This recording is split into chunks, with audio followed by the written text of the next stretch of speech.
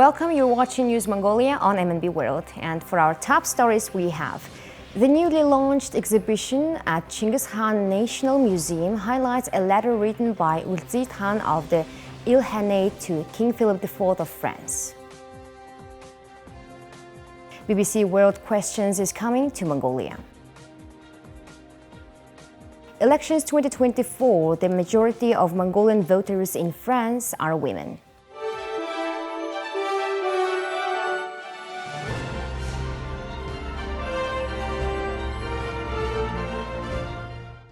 Under the auspices of President Ulziit Khaan, the Chinggis Khaan How Mongols Changed the World exhibition was inaugurated on July 2, 2024 at the Chinggis Khaan National Museum of Mongolia. The exhibition features invaluable historical artifacts and items used by the great Khans of the Mongols sourced from various European museums.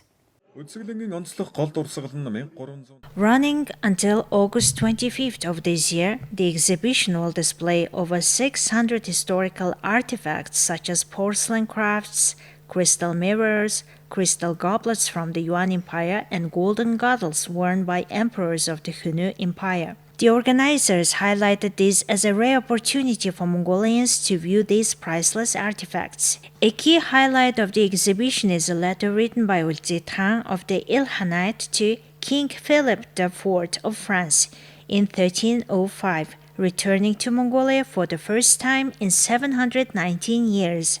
This letter of peace was written in 42 lines of ancient Mongolian script on long, narrow paper. The content of the letter is as follows. Ulziit Sultan of the Il Khanate informed the European kings that he had established peace within his state, quashed the internal conflicts, and resolved to stand against foreign intruders with a joint force, but he also expressed his will to strengthen peace with those European countries. One exhibit caught my attention. It's an ancient mirror, carved with gold and decorated with ancient legendary animal figure ornaments, with precious nephrite stone installed in the center. This is a great example of that period's cultural heritage. Foreign policy advisor Otbayer read a message from President Ulziit in which the president expressed his gratitude to the organizations and communities that promote the great history of the Mongols. These efforts have brought exhibits from major European museums, including the Louvre, to Mongolia. President Ulziit also pledged to support future exhibitions related to Mongolian history and culture. Today's exhibition is a great example of how our foreign relations and cooperation are expanding in various sectors, not only in diplomacy and political sectors, but also in science, culture, and history. This exhibition was previously organized in Nantes, France between October 2023 and May 2024. On Tuesday, July 9th, the BBC World Questions program will be hosted in Mongolia, bringing a panel of leading political figures to debate the country's most pressing issues in Ulaanbaatar. The event will be chaired by BBC correspondent Johnny Diamond at the Chinggis Khaan Museum, providing a platform for the public to engage directly with their leaders. Mongolia, historically the center of an empire stretching from the Pacific Ocean to Eastern Europe, is now the world's largest landlocked country, situated between the Russian Federation and China. Despite its rich untapped mineral resources and subsequent economic growth, Mongolia faces significant challenges such as pollution, corruption, inequality, and questions about democratic values, all of which were highlighted in the recent general elections. The distinguished panel includes Булган Туяа Хуралбаатар, Member of the Parliament, Жаргалан Батбаяр, Chair of the Democratic Women's Union and a Parliament member from the Democratic Party, Mukh Narang Баярлаваг, independent geopolitical analyst and election observer, Mukh Dul Badraл Bonto, a citizen's representative of the Sukhbaatar District Council. Gwenon Reborts, commissioning editor for BBC World Service English, expressed excitement about hosting World Questions from Mongolia during such a pivotal time. The program promises a dynamic debate fueled by questions from the public. The event will be recorded in English in front of a live audience on July the 9th. The debate will be broadcast on the BBC World Service English channel on July 13th and will be available online on www.bbc.com/World Service Radio, on BBC Sounds and most podcast platforms. BBC World Service reaches a weekly audience of more than 300 million across various platforms, delivering news and current affairs in English and 41 other languages. Its English service alone has a weekly audience of 81.4 million, featuring popular programs and award-winning podcasts. The results of the 2024 parliamentary elections have been the highlight of this week's news. Let's take a closer look at the events surrounding this significant political milestone. In the recent elections, 13,095 foreign citizens registered to vote. Reports indicate that 73.2% of these citizens actually participated in the general elections. In Paris, for instance, 167 people registered to vote, with 132 casting their ballots, resulting in a 97% turnout. It is estimated that around 5,000 Mongolian citizens reside and work in France. Of these, 167 pre-registered online to vote in this year's parliamentary elections. According to the latest data, over 70% of the registered voters participated. Students studying in distant cities like Lyon, Marseille, Besançon, and Lille traveled to Paris to cast their votes. Additionally, some tourists cast their ballots at the 23rd Electoral Subcommission of the parliamentary elections in Paris. The majority of voters in Paris were women, primarily in their 50s, 40s, and 20s age groups. I'm here to visit my daughter. It's a very nice place to visit and live, and I'm using this occasion to cast my vote here. This is the 23rd Electoral Subcommission. This year's parliament allows expatriates to cast their votes, and as a citizen of Mongolia, I'm exercising my duty. I came to the Embassy of Mongolia in Paris to cast my vote. I noticed that the turnout of young voters is quite high. And here are the currency exchange rates provided by Mongols Bank.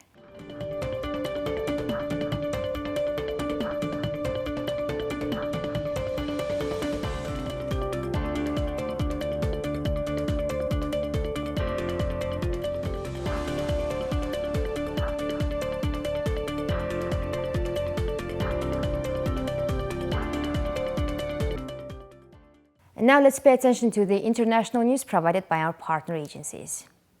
Smoke was rising from a wildfire that broke out on the eastern Aegean island of Kos in Greece as firefighters continued to battle the blaze. Footage filmed on Monday showed the fire on the resort island of Kos.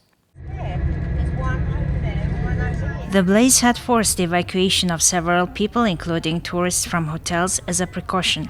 The fire was being tackled by more than 100 firefighters, including reinforcements sent from Athens, as well as 6 water-dropping planes and 2 helicopters, Fire Department spokesman Vasilis Vatrakioyannis said. In total, Greece saw 52 wildfires breaking out in the previous 24-hour period, 44 of which were tackled in the early stages, Vatrakioyannis said. Authorities were still battling a total of 8 fires by Monday evening. Greek firefighters were also sent to the eastern Aegean island of Chios on Monday. Emergency services issued evacuation orders for those in the Mitohi area of the western Chios on Monday morning, urging them to head to a nearby beach. By the evening, more than 140 firefighters, along with 8 teams of firefighters specializing in wildfires, 7 water-dropping planes, and 3 helicopters were fighting the blaze. The blazes come a day after the fire department managed to tame 2 large forest fires near Athens that had been fanned by strong winds. French Prime Minister Gabriel Attal on Tuesday called on voters to prevent the far right from securing an absolute majority in parliament ahead of the second round of voting on Sunday in a tense election with unusually high turnout. There is a need to prevent the National Rally achieving an absolute majority at the National Assembly because it would be terrible for the country, Attal told reporters following a campaign visit to a market in Paris. French President Emmanuel Macron, who named the 35-year-old Attal as France's youngest prime minister in January, dissolved parliament and called the surprise elections after the National Rally's strong showing in European elections in June. The far-right party came out ahead in Sunday's first round with about a third of the vote, and the left-wing alliance came in second. Macron's alliance came in third, forcing his party and others into strategic decisions. Among them, Attal said, is that candidates in the president's centrist alliance who came in third will step down before the runoff on July the 7th.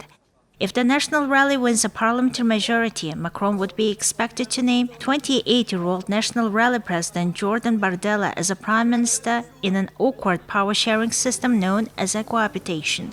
Attal also highlighted his belief that France will be stronger within a strong Europe, a point on which he says he differs in opinion to the National Rally.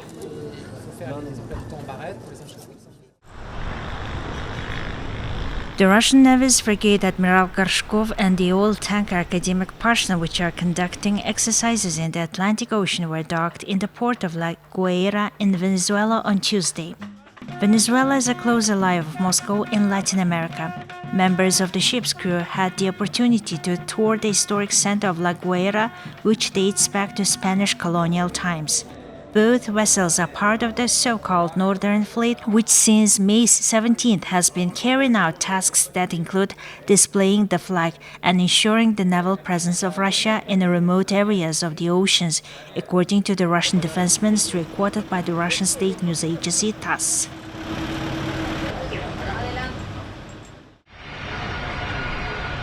Russian President Vladimir Putin arrived in Kazakhstan on Wednesday to attend a session of the Shanghai Cooperation Organization in the capital of Astana.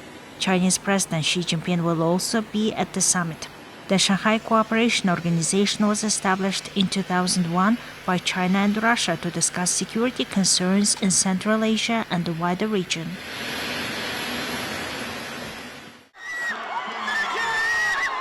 Turkey football fans celebrated in Vienna Tuesday evening after winning a gripping knockout clash with Austria in the European Championships.